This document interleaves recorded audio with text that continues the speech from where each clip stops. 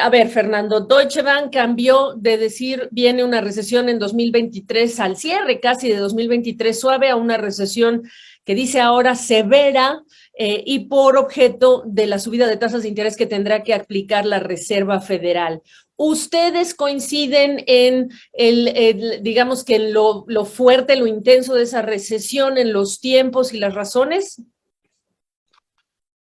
Cuando uno mira las últimas proyecciones de consenso, por ejemplo las de Bloomberg, el mercado está sugiriendo que la economía de Estados Unidos se va a desacelerar de casi 6% de crecimiento el año pasado a alrededor de 3% este año y 2% en el 2023. No me sorprendería que los números sean un poco más bajos, quizás cerca de 2% este año y 1% el año próximo. Y quizás con algún trimestre negativo. Es decir, que el escenario es complejo, pero nosotros no esperamos un colapso absoluto con una recesión muy profunda. Hay que diferenciar entre desaceleración y recesión. Una desaceleración es muy probable, pero una recesión definida como lo hace, por ejemplo, la Oficina Nacional de Investigación Económica, de más de 2 trimestres con crecimiento negativo, yo creo que ese es un escenario muy improbable. La economía de Estados Unidos es muy flexible, el sistema de precios funciona bien, es decir, que los rebotes son rápidos. ¿Cuándo y entonces qué esperarías se dé? Yo creo que es un escenario probable, es uno en el que tengamos crecimiento que se vaya moviendo hacia abajo, y luego un periodo que podría ser prolongado de tasas de crecimiento que van a ser bajas.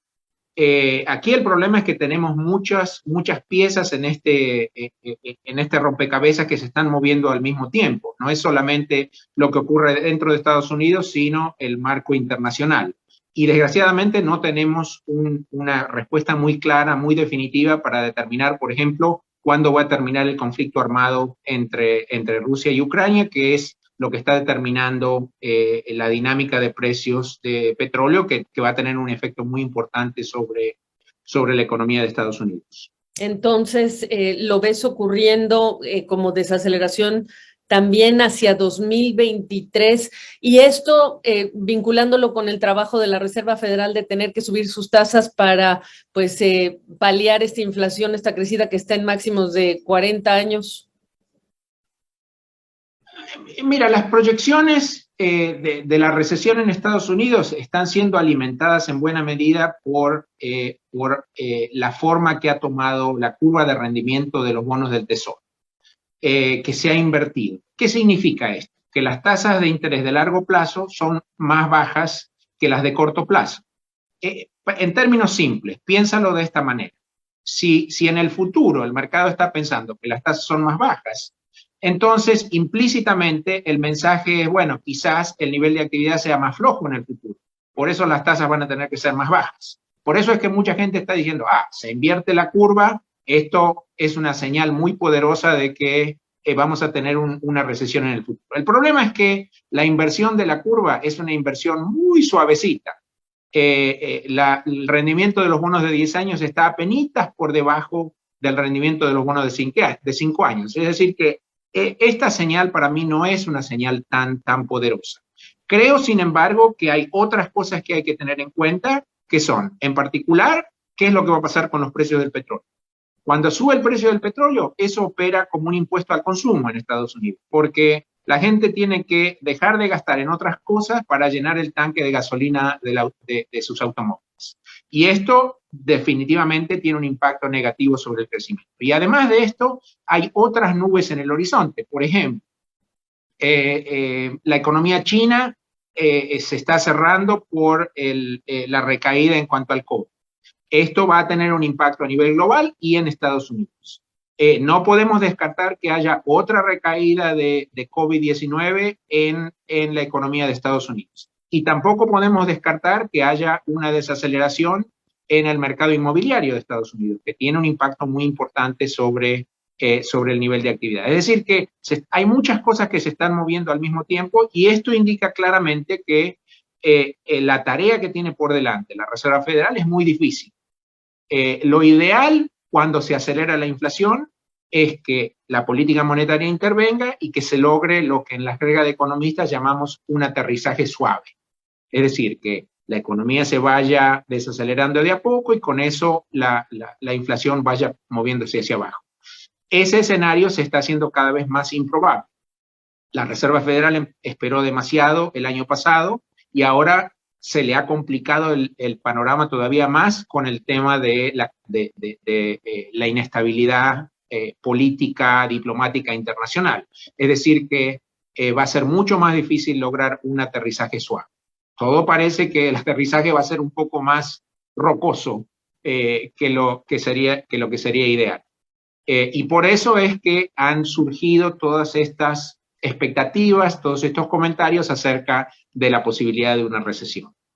Ahora, Fernando, ya sabemos que el panorama para Latinoamérica es complejo por efecto de la guerra y de lo que llega de la guerra, por lo que esperamos que sea con la subida de tasas de interés también eventualmente, pues esta salida de flujos de capitales, aunque hoy día los commodities parecen estar beneficiando el ojo de los inversionistas que traen su dinero y regresan parte de ese dinero.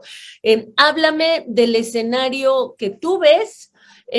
Por supuesto que dependemos de cuánto se prolongue la guerra y otros factores, pero ¿qué estás viendo hoy para Latinoamérica? Cuando incluso hay gobiernos que ya están hablando de controles de precios, que dicho sea de paso, algunos dicen esa es la evidencia de que los bancos centrales han fracasado de momento en contener la expectativa de la inflación y la inflación misma.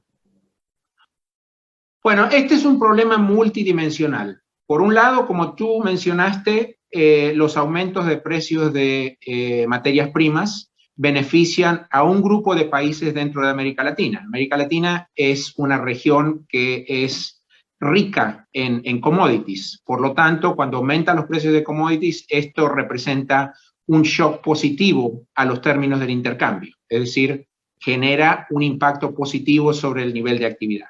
Los países que, por ejemplo, exportan granos o carne o petróleo, obviamente son los más beneficiados. Ahora bien, este no es el caso de toda la región.